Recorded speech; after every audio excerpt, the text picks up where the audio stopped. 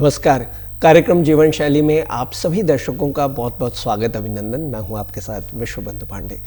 दर्शकों, आज हम अपने कार्यक्रम में एक खास विषय को शामिल कर रहे हैं, गुणवत्तापूर्ण उच्च शिक्षा में इग्नू की भूमिका।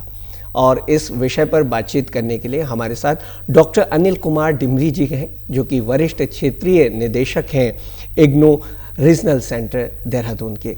आइए उनसे आप मुलाकात करें। डिमरी जी, बहुत बहुत स्वागत, अभिनंदन दूरदर्शन उत्तराखंड के स्टूडियो में। धन्यवाद। आज हम अपने कार्यक्रम जीवन शैली है, इसमें शिक्षा का अत्यंत महत्व है जीवन में, तो इस पर हम इग्नू की जो भूमिका है उच्च शिक्षा में, इसमें बात करने जा रहे हैं। तो सबसे पहले अनिल जी, हम आपसे जानना चाहेंगे कि इग्नू का संक्षिप्त परिचय आपके शब्दों में। जी धन्यवाद पांडे जी, और सभी दर्शकों को भी मेरा नमस्कार। जहाँ तक इंदिरा गांधी राष्ट्रीय मुक्त विश्वविद्यालय का सवाल है, इंदिरा गांधी राष्ट्रीय मुक्त विश्वविद्यालय की स्थापना 1985 में भारत में जो भारतीय संसद द्वारा पारित एक एक्ट के द्वारा हुई थी। जहाँ तक ओपन एंड डिस्टेंस लर्निंग की सवाल है, इसका एक अपना इतिहास रहा है। और भारत में सर्वप्रथम 1960 के दशक में दिल्ली विश्वविद्यालय में जो है डिपार्टमेंट ऑफ कॉरेस्पॉन्डेंस एजुकेशन की स्थापना हुई।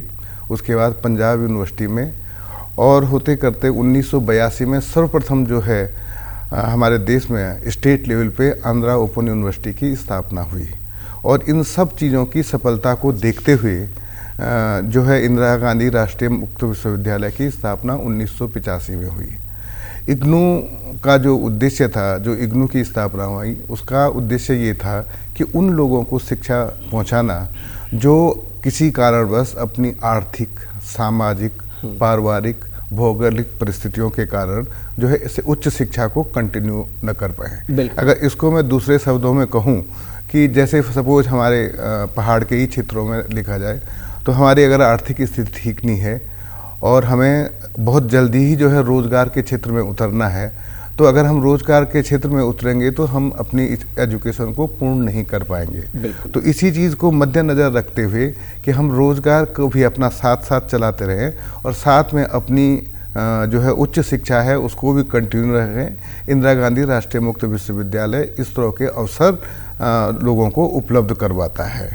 इसके अलावा जितनी भी हमारी महिलाएँ हैं, सब वो जो गृहिणियाँ हैं, वो साथ साथ में उनके मन में एक चाह है कि वो भी पढ़ें लिखें, आगे बढ़ें, तो वो अपने परिवार का पालन पोषण के साथ साथ, परिवार की देख रेख के साथ साथ अपनी साइड बाय साइड अपनी शिक्षा को भी आगे बढ़ा सकती है। तो ये भी एक उद्देश्य रहा है। और जैसे हमारे उत्तराखंड के ही परिप्रेक्ष्य में देखा जाए तो बहुत सारे हमारे युवा जो हैं, जो ग्रामीण क्षेत्रों में हैं, जो हमारे जो आर्म फोर्सेस में जो है भर्ती हो जाते हैं या बहुत पहले ही वो जॉब में चले जाते हैं, और वहाँ रहते हुए भी वो अपनी शिक्षा को कैसे आगे बढ़ाएं। तो इसलिए जो है इग्नू से वो विभिन्न कार्यक्रमों और पाठ्यक्रमों में भाग लेते हैं। अब प्रश्न उठता है कि वो इग्नू में ही क्यों जो है विभिन्न कार्यक्रमों और पाठ्यक्रमों से जुड़ते हैं, क्योंकि हमारा जो है नेटवर्क पूरे देश में फैला हुआ है। और हमारे जो लगभग 68 जो है अध्ययन रीजनल सेंटर हैं, और उन रीजनल सेंटरों के साथ साथ हमारे 2000 से अधिक अध्ययन केंद्र पूरे भारतवर्ष में अगर आप देखें तो लेह लद्दाख से लेकर कन्याकुमारी तक, और जो है बीकानेर बाड़मेर से लेकर चूड़ाचांदपुर तिनसुकिया तक हमारे अध्ययन केंद्रों का जाल फैला हुआ है। और जैसे कोई आर्मी में जॉब कर रहा है या अन्य कहीं भी जॉब कर रहे हैं, तो इस तरह के लोग जो है जहां वो जाते हैं उनको वही क्वालिटी एजुकेशन, अगर वो सपोज गोपेश्वर में पढ़ रहा है या पिथौरागढ़ में पढ़ रहा है, और कल किसी आदमी का जो है आर्मी में नौकरी लग जाती है और वो नॉर्थ ईस्ट में गुवाहाटी चला जाता है या शिलोंग चला जाता है, तो हम उसके रिकॉर्ड्स वहीं ट्रांसफ़र कर लेते हैं और वो वहीं अपनी एजुकेशन को कंटिन्यू करता है। तो ये एक जो है उनको मौका मिलता है ताकि उनकी पढ़ाई में कोई ब्रेक ना हो। इसके अलावा सपोज आर्मी में आपने देखा होगा बहुत सारे लोग जो हैं जाते हैं, कभी बॉर्डर पे रहते हैं, अब बॉर्डर में रहते हुए अपनी एजुकेशन को कंटिन्यू नहीं कर पाते हैं, तो ऐसे लोगों को के लिए हमारे सिस्टम में एक फ्लेक्सिबिलिटी है। और जो शिथिलता जिसे हम कहते हैं, उनको शिथिलता है वो अपनी पढ़ाई को के पेस को, जो अपनी पढ़ाई की गति को कैसे रखें। जब वो बॉर्डर में है तब वो उसको डिसकंटिन्यू कर सकते हैं, और जब वो पीस में आ जाते हैं तब उसको कंटिन्यू कर सकते हैं। तो इस तरह से 1 साल का या 2 साल का कार्यक्रम है, उसको वो 4 साल में भी कंप्लीट कर सकते हैं। जैसे अगर मैं आपको दिखाऊं तो इस फ्लेक्सिबिलिटी में कोई भी विद्यार्थी अगर सर्टिफिकेट प्रोग्राम में भाग लेता है तो वो 6 महीने के प्रोग्राम में भाग लेता है, उसको 2 साल में कंप्लीट कर सकता है। इसी तरह से बैचलर डिग्री के प्रोग्राम का जो 3 साल का है उसको 6 साल में कर सकता है। मास्टर डिग्री का प्रोग्राम जो 2 साल का है उसको 4 साल में कर सकता है, और डिप्लोमा जो है 1 साल का है उसको 3 साल में या 4 साल में कंप्लीट कर सकते हैं। ये फ्लेक्सिबिलिटी है। एक फ्लेक्सिबिलिटी आपकी प्लेस की हुई और दूसरे फ्लेक्सिबिलिटी आपकी पेस की हुई कि किस गति से आप अपने कार्यक्रमों को आगे बढ़ाएं। बिल्कुल। और इस विश्वविद्यालय ने जो इग्नू है, इसने सभी को स्वर्णिम अवसर प्रदान किए हैं शिक्षा के, चाहे वो सेवा में है या सेवा के बाद भी जो लोग करना चाहते हैं, अपनी शिक्षा को आगे बढ़ाना चाहते हैं, तो बहुत ही एक सुंदर कदम इग्नू के द्वारा उठाए जाते हैं समय समय पर। आज अनिल जी, हम गुणवत्तापूर्ण उच्च शिक्षा की बात कर रहे हैं, और ये प्रश्न हमेशा से उठता है कि जो हमारी क्वालिटी एजुकेशन है, गुणवत्तापूर्ण शिक्षा क्या है। सबसे पहले तो ये बात आपसे हम जानेंगे कि ये शिक्षा क्या है, और इसके लिए क्या मानक है कि किस तरह की शिक्षा को हम गुणवत्तापूर्ण शिक्षा कहें। जी देखिए, गुणवत्तापूर्ण शिक्षा का उद्देश्य ये है कि हम जो भी एजुकेशन या शिक्षा में जिसमें भी कार्यक्रम या पाठ्यक्रम में भाग लेते हैं, तो हमारा उद्देश्य होता है कि उस शिक्षा को प्राप्त करने के बाद हमें कल रोजगार का जो है अवसर मिले और हम रोजगार प्राप्ति हो सकें। तो इसको सुनिश्चित करने के लिए यही है कि जब आप इन चीज़ों को सुनिश्चित करने के लिए हम लोग इंदिरा गांधी राष्ट्रीय मुक्त विश्वविद्यालय का ही आप अगर एग्जाम्पल ले लें तो हम लोग विद्यार्थी सेवा पे बहुत ज़्यादा ध्यान देते हैं, क्योंकि विद्यार्थी को अगर गुणवत्तापूर्ण शिक्षा प्रदान करानी है तो उसको हम लोग अगर आप देखें तो प्री एडमिशन, जब वो हमारे पास आता ही है, जुड़ता ही है, तो हम उसकी प्री एडमिशन काउंसलिंग करते हैं कि कौन से विषय उसके लिए अच्छे रहे, क्यों अच्छे रहेंगे, क्या इसमें रोजगार के अवसर हैं, क्या वो उस विद्यार्थी की रुचि है। इन सब चीज़ों को हम लोग देखते हैं और विद्यार्थी को तैयार करते हैं कि आप इस पर्टिकुलर प्रोग्राम ये जो है आपके लिए अच्छा होगा और इसमें आप ज्वाइन कर सकते हैं। फिर उसके बाद जो दूसरा, यही हमारा काम ख़त्म नहीं हो जाता है, फिर हम उसको जो है अध्ययन सामग्री देते हैं, और जो हमारी अध्ययन सामग्री है जो हम विद्यार्थियों को देते हैं, वो अध्ययन सामग्री विश्व में दूरस्थ शिक्षा के विद्यार्थियों को प्रदान की जाने वाली सर्वोत्तम क्वालिटी की अध्ययन सामग्री है। और इसी सिलसिले में इंदिरा गांधी राष्ट्रीय मुक्त विश्वविद्यालय को 2 बार, एक नहीं 2 बार जो है कॉमनवेल्थ ऑफ लर्निंग के द्वारा द सेंटर फॉर एक्सलेंस का अवार्ड मिला है जो कि विद्यार्थियों को इस तरह की अध्ययन सामग्री प्रोड्यूस करने के लिए।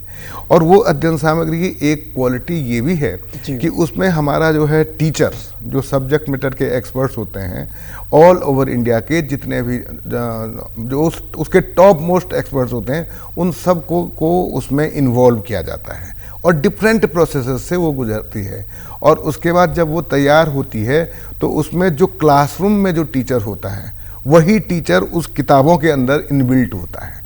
तो जैसे आपको लगता है हम क्लासरूम में जब जाते हैं और कोई टीचर हमें समझाता है कि कैसे आज मैं इस विषय में आपके साथ चर्चा कर रहा हूं और मैं एक्सपेक्ट करता हूं कि आप ये जो है चीज़ें समझेंगे, सेम वे में वहाँ भी टीचर जो है इंटरेक्टिव मोड है, और इसीलिए उसको जो है कहता है सेल्फ इंस्ट्रक्शनल मटेरियल या सेल्फ लर्निंग मटेरियल कहा जाता है। फिर तीसरा, इसमें एक बार विद्यार्थी को किताब मिल जाती है तो फिर हम उसको जो है जो उसकी काउंसलिंग क्लास करते हैं। और काउंसलिंग जो हमारे सिस्टम में है वो बहुत अलग होती है, वो क्लासरूम टीचिंग से बिल्कुल डिफरेंट है, क्योंकि हमने अपने विद्यार्थियों को ऑलरेडी अध्ययन सामग्री दे दी है और हम एक्सपेक्ट करते हैं कि वो विद्यार्थी जब क्लास में आए तो उन अध्ययन सामग्री को पढ़ के आए, ताकि उनकी जो भी कोई क्वेरीज हैं, कोई क्वेश्चंस हैं, कोई डाउट्स हैं, तो जो हमारे सब्जेक्ट मैटर के एक्सपर्ट्स हैं जो लोकल लेवल पे, जिनको हम एकेडमिक काउंसलर्स कहते हैं, वो ताकि उनको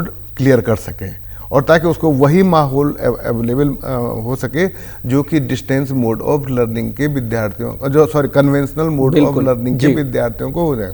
एक बार काउंसलिंग सेशंस हैं, फिर हमारे सिस्टम में एक और क्वालिटी है, क्योंकि हमें गुणवत्तापूर्ण शिक्षा अपने विद्यार्थियों को देनी है, तो फिर हम एक कंटिन्यूअस इवेल्युएशन प्रोसेस पे बहुत फोकस देते हैं। लगातार विद्यार्थी का जो है इवेल्युएशन होना, और उसका इवेल्युएशन जब वो किताब पढ़ना शुरू करता है तो फर्स्ट पैराग्राफ और फर्स्ट पेज से ही शुरू हो जाता है। और क्योंकि फर्स्ट एक पैराग्राफ या 2 पैराग्राफ पढ़ने के बाद विद्यार्थियों को सेल्फ चेक एक्सरसाइजेस दी गई होती हैं, और उन सेल्फ चेक एक्सरसाइजेस का पर्पज़ ये होता है कि ताकि विद्यार्थी इस बात को समझ सके कि जो उसने पढ़ा है उसमें से वो कितना कॉम्प्रिहेंड कर पाया, कितना वो समझ पाया। बिल्कुल। एक तो उसका वही इवेल्युएशन है।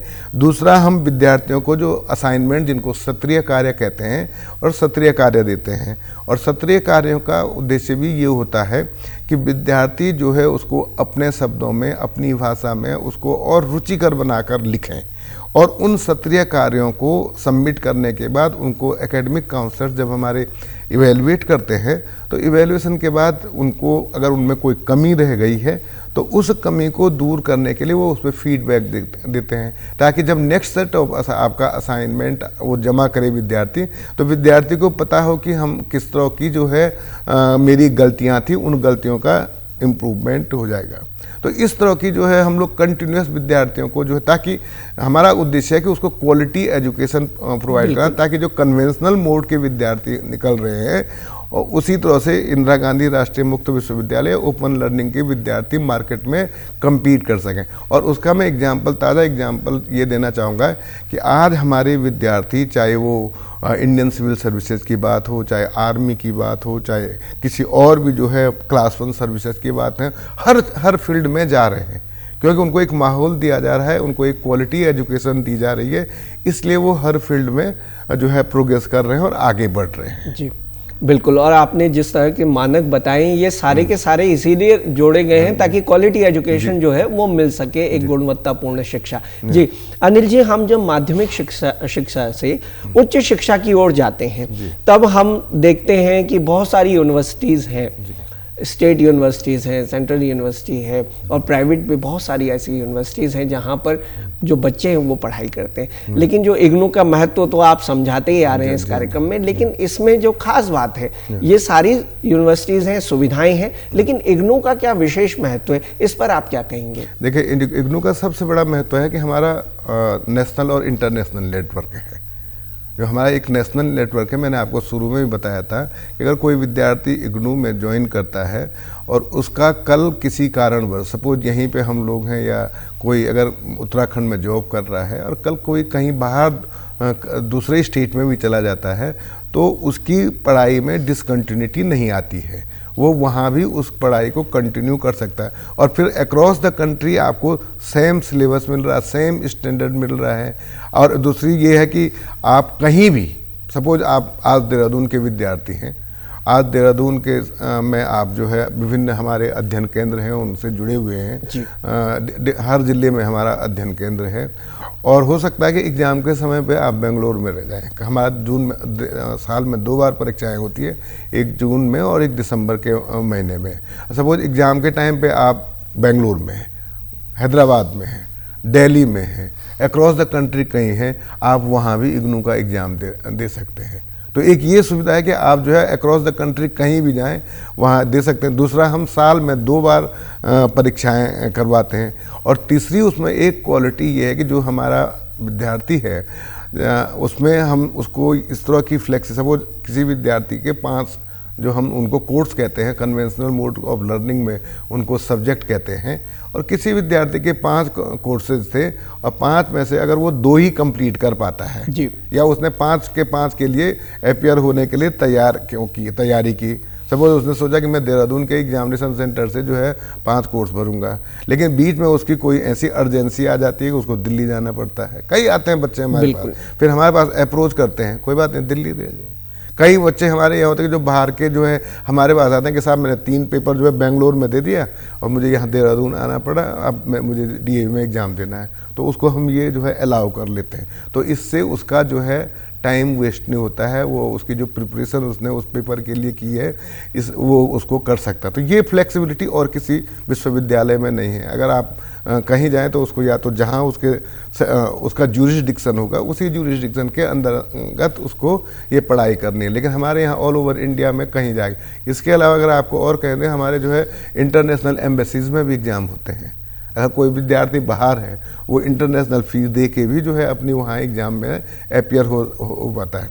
लेकिन इसका ये सबसे बड़ा ये होगा कि जो एग्ज़ाम का टाइम हमारा भारत में होगा, सब वो 10 बजे से 1 बजे का शेड्यूल है एग्ज़ाम का, तो जिस भी कंट्री में वो रहेगा वहाँ पे उसी टाइम के अनुसार उसका एग्ज़ाम होगा। और ये एक बात मैं यहाँ पे आपसे और जोड़ना चाहूँगा कि पिछले जो है 2-3 साल से, पर्टिकुलरली जब से ये कोविड-19 हुआ, बहुत सारे जो है अफ्रीकन कंट्रीज़ के विद्यार्थी भी हमारे डिफरेंट कार्यक्रमों और पाठ्यक्रमों से जुड़े हुए हैं, जिसमें जो है मिनिस्ट्री ऑफ एक्सटर्नल अफेयर्स उनको स्कॉलरशिप देती है और उसके तहत भी वो विभिन्न कार्यक्रमों और पाठ्यक्रमों से जुड़े हुए हैं। और इसका हम भी एक लकी रहे कि हमें भी जो है इग्नू के 5 प्रोग्राम चलाने का देहरादून से मौका मिला, और जितनी अफ्रीकन कंट्रीज़ के जो है स्टूडेंट्स थे उनको हमने यहीं देहरादून से बैठ के उनकी काउंसलिंग करवाई, और यहीं के जो है सब्जेक्ट मैटर के एक्सपर्ट थे। कुछ हमने गढ़वाल यूनिवर्सिटी से लिए, कुछ कुमाऊं यूनिवर्सिटी से लिए, कुछ पंतनगर यूनिवर्सिटी से लिए। इन लोगों को ही हमने इन्वॉल्व करके जो है उनकी काउंसलिंग यहीं से कराई। तो ये एक इस तरह से जो है इग्नू जो अन्य विश्वविद्यालय है उनसे बिल्कुल डिफरेंट है, क्योंकि हमारे यहाँ जहां आप हैं वो इग्नू आपको वहीं बिल्कुल, और इग्नू एक मंच प्रदान करता है, प्लेटफॉर्म देता है कि आप कैसी भी परिस्थिति में हों और जहां पर आप चले गए हैं, चाहे आपका स्थानांतरण हो गया, ट्रांसफर हो गया है या कोई अन्य परिस्थिति आपके सामने आ गई है, तो आपकी जो शिक्षा है वो रुकेगी नहीं, वो जारी रहेगी। Anil ji, open and distance learning के माध्यम से अब हम कोर्सेज की बात इसमें करते हैं। कौन कौन से कोर्सेज, हालांकि इसमें समस्त कोर्सेज शामिल हैं, लेकिन मुख्य रूप से जी आज की जहाँ तक ओपन एंड डिस्टेंस लर्निंग की बात करें तो आज की डेट में लगभग सारे कार्यक्रम हमारे open and distance learning mode में से चल रहे हैं। आज सिंपल BA, BSc, BCom पाठ्यक्रम से लेके MSc के कार्यक्रम भी हमारे यहाँ से चल रहे हैं। इवन हमारे जो इंदिरा गांधी राष्ट्रीय मुक्त विश्वविद्यालय से MBA चलता है, उसके बाद हमारा मास्टर साइकोलॉजी के प्रोग्राम चलते हैं। एक हमारा बहुत ही पॉपुलर प्रोग्राम है MSc DFSM, masters in food services and dietetics में चलता है एक कार्यक्रम, वो भी बहुत अच्छा है। हमारे जो है जो हेल्थ सेक्टर्स के भी बहुत सारे कार्यक्रम जो है चलते हैं, जिसमें एक हमारा DMCH प्रोग्राम है, फिर हमारा CNCC प्रोग्राम है। इसी तरह से डिप्लोमा लॉ के भी बहुत सारे कार्यक्रम हैं चलते हैं, लेकिन अभी लॉ में हमारा बैचलर डिग्री कार्यक्रम इग्नू से नहीं है, क्योंकि बार काउंसिल ने जो है उनको मान्यता नहीं दी। लेकिन हम जो भी कार्यक्रम और पाठ्यक्रम इंदिरा गांधी राष्ट्रीय मुक्त विश्वविद्यालय से चलाते हैं, उनकी जो रेगुलेटरी बॉडी होती है, हम उन रेगुलेटरी बॉडी की अप्रूवल के ही बात जो है कि अपने पाठ्यक्रमों और कार्यक्रमों को चलाते हैं। अगर रेगुलेटरी बॉडी मना कर लेती तो हम नहीं करते हैं। अगर UGC और जो हमारी डेट भी होती है, अगर UGC एक्सटेंड करती है तभी हम उस अपनी डेट्स को भी एक्सटेंड करते हैं। ये एक है जैसे तो रेगुलेटरी, क्योंकि एक ये आपको बहुत सारे आपको फॉर एग्जाम्पल पहले मैं आपको एग्जाम्पल दे MAT प्रोग्राम चलाते थे, लेकिन जो all India council for teacher education ने कहा कि नहीं जी, आप जो है डिस्टेंस मोड ऑफ लर्निंग से B.Ed और M.Ed जो है आप फर्स्ट डिग्री नहीं चला सकते हैं। तो इग्नू ने तुरंत उसको डिसकंटिन्यू कर लिया जी, क्योंकि ये गवर्नमेंट ऑफ इंडिया की एक समझ लो आप ऑटोनोमस बॉडी है, directly under ministry of education के अंदर में है। तो इसमें ये चीज़ें हैं कि जो गवर्नमेंट डिसाइड करती है उसी के अनुसार हम लोग चलते हैं जी।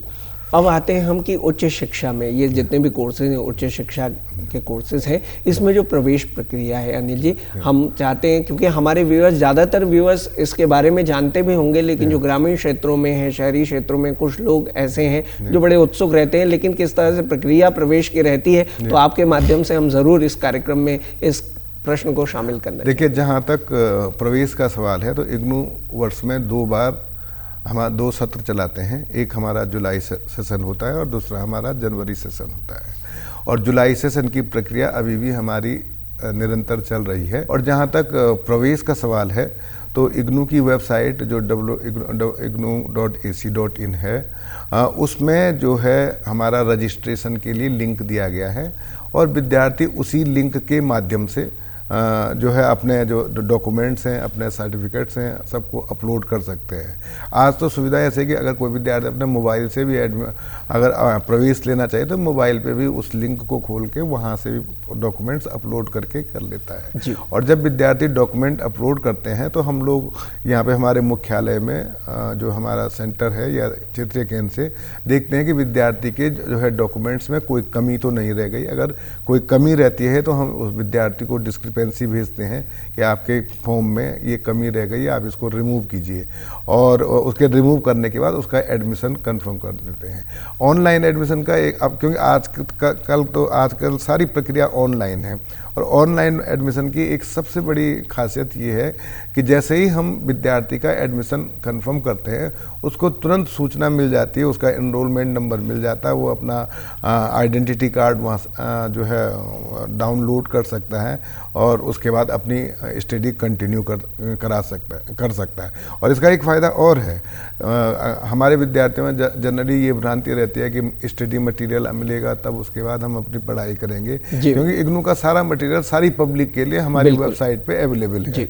तो विद्यार्थी अगर कोई अच्छा है तो वो चाहे तो वहीं से मटेरियल डाउनलोड करके और उस मटेरियल को जो है पढ़ना शुरू कर सकते हैं। अनिल जी, अब हम बात करेंगे जो राष्ट्रीय शिक्षा नीति है 2020, इसको लेकर के किस प्रकार का कोऑर्डिनेशन, किस प्रकार का समन्वय जो है वो इग्नू के साथ में कर रहा है? इग्नू क्या चीज़ इसमें नया कर रहा है और किस तरह से इस पॉलिसी को आगे बढ़ा रहा है? क्योंकि एक ये NCEP 2020 ये जो नेशनल ये एजुकेशन पॉलिसी है, इसका यही तो संस्कृति विकसित करनी है कि जिससे आजीवन सीखने की जो प्रवृत्ति है वो विकसित हो सके और एक क्वालिटी एजुकेशन मिल सके। जी, जहाँ तक जो नेशनल एजुकेशन पॉलिसी 2020 का सवाल है, उसके जितने भी उद्देश्य हैं इंदिरा गांधी राष्ट्रीय मुक्त विश्वविद्यालय ने उन पे ऑलरेडी इम्प्लीमेंट करना शुरू कर लिया है।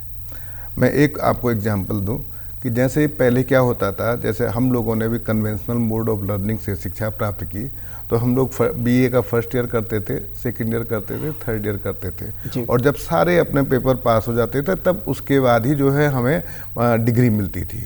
अब इग्नू ने ये इम्प्लीमेंट करके जो राष्ट्रीय शिक्षा नीति 2020 है उसमें मॉड्यूलर अप्रोच है। अगर हमारे यहाँ विद्यार्थी फर्स्ट ईयर कंप्लीट कर देता है हम उसको तुरंत सर्टिफिकेट प्रोग्राम दे देते हैं। सेकंड ईयर BA का कर लिया तो हम उसको डिप्लोमा दे देंगे। थर्ड ईयर अगर वो करेगा तो उसको डिग्री मिल जाती है। एक तो ये हम लोगों ने इम्प्लीमेंट किया है।